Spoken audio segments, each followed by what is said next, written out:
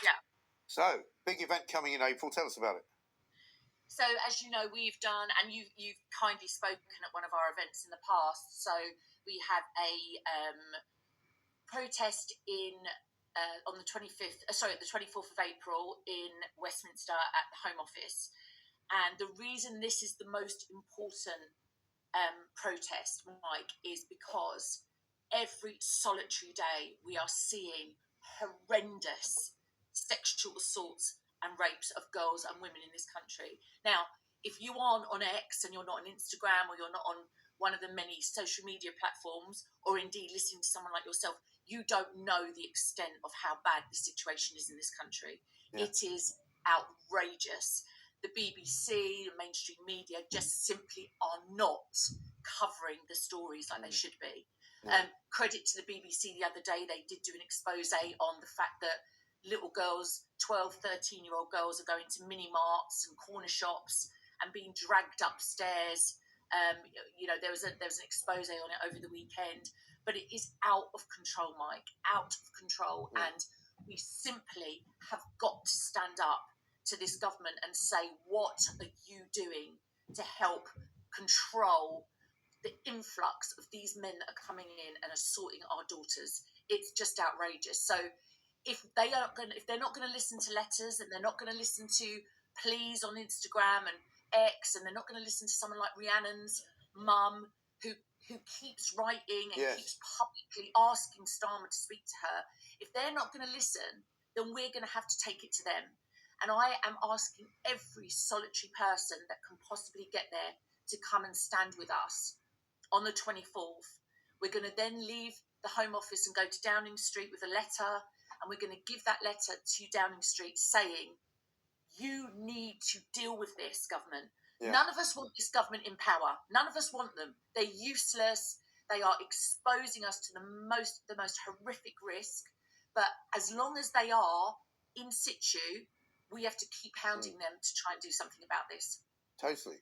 And of course, we saw Steve Reed at the weekend, who's Housing and Communities Minister. I don't know what he does for a living, to be honest, but saying, don't worry about Iranian missiles coming in. We can protect our country. They can't even stop people from coming on boats, right? Yep. And of course, as I said earlier, we're going to speak to Al Mehmet coming up in the next hour about the influx of migrants, because the deal that we've got with France finishes at the end of March, right? Which means that there's going to be even more of them coming, because whatever deal there was, even though it wasn't much good, at least the French stopped some of the boats for some of the time. But here we have, what's her name? Shabana Mahmood, the Home Secretary, saying that she's going to deport thousands of foreign criminals and failed asylum seekers before they can use human rights laws to appeal. Well, she's not, is she? Because we all know what's going to happen. Some clever lawyer's going to stand up in court and go, this is illegal. Now, apparently, the backlog now stands at over 100,000 appeals. Now, these are all people who are still living here, still in hotels, possibly in houses as well, of multiple occupancy, in areas where there are schools, where there are kids, where there are families. It's absolutely outrageous, and they've done nothing. In fact, if anything, it's got worse, isn't it? I mean, let me give you some stats, Mike. So since Labour came in, so just shy of 2 years, although it feels like 20 years, they have let 62,000 men into this country by small boat. Now, that is not including the ones that are on lorries. That is not including the ones that have come over and just outstayed their welcome. 62,000.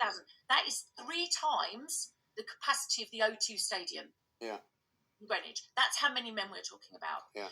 And when people say to me, and I get this all the time, all the names, you're a racist, you're this, you're that, the other. Let me explain something. In every week in England, just England, there are 2,000 rapes recorded. In Poland, there are 2,000 rapes per annum. Yeah. We have the same amount. What is the difference between us and Poland?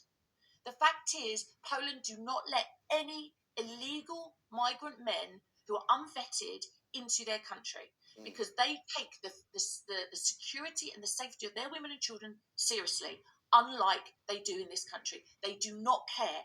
And it is apparent they do not care.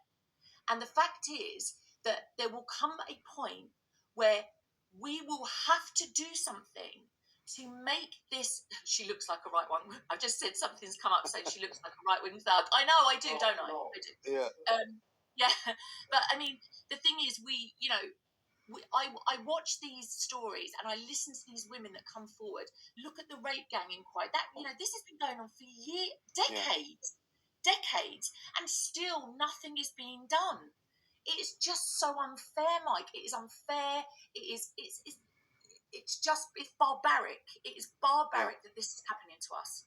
It is. I mean, there's a story literally every day in this country, which is generally reported more by the newspaper side than it is by the BBC. The BBC don't, as you say, go anywhere near. There was one, I think, over the weekend about a couple of migrants who were charged with or found guilty of, I can't remember either or, of raping a vulnerable woman and filming it on Brighton Beach, right?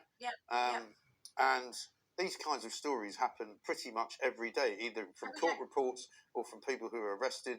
There was another guy who was done for, and it's a slightly separate scenario, but up in Scotland was done for benefit fraud. Been living here 20 years on benefits, You kind of going, who's watching any of this stuff? Who on earth is in charge of this, right? Shabana Mahmood is just the latest in a long line of Home Secretaries. The Tories would be just as bad, who have done nothing about it. Right? Nothing. And when you think about the numbers, 60,000 is bad enough, but it's closer to 200,000 since 2019 that have come here illegally, and who are now still living here.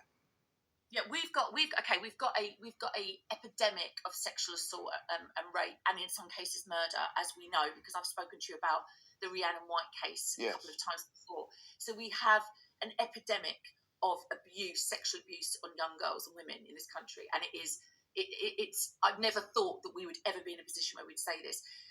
25 years ago, in 2000, at the millennium, there were only about 9,000 rapes reported every year. It is now gone up to over 73, 74,000. That's the increase. It's huge.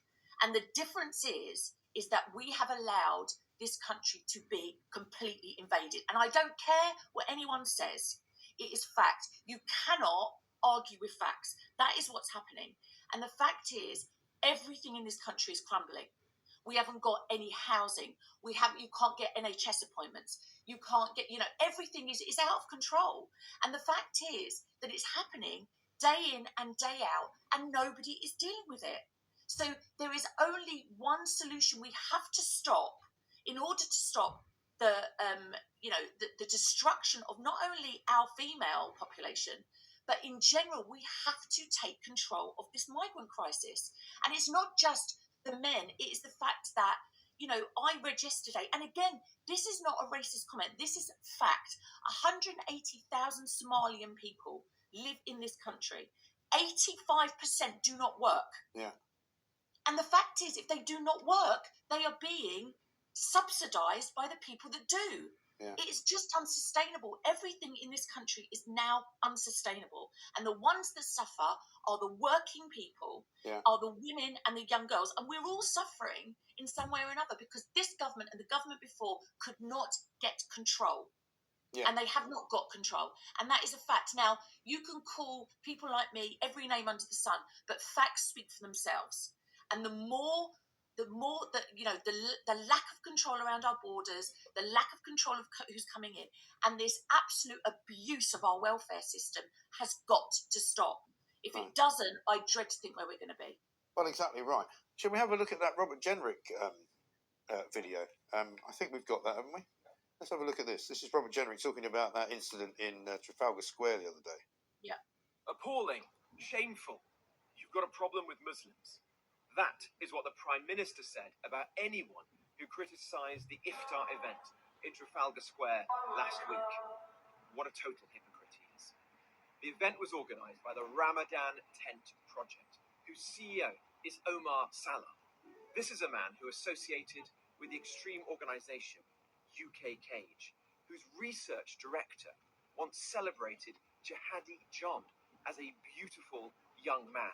Because of those comments, Keir Starmer actually pulled out of another iftar in 2021 because he didn't even want to be in the same room as him.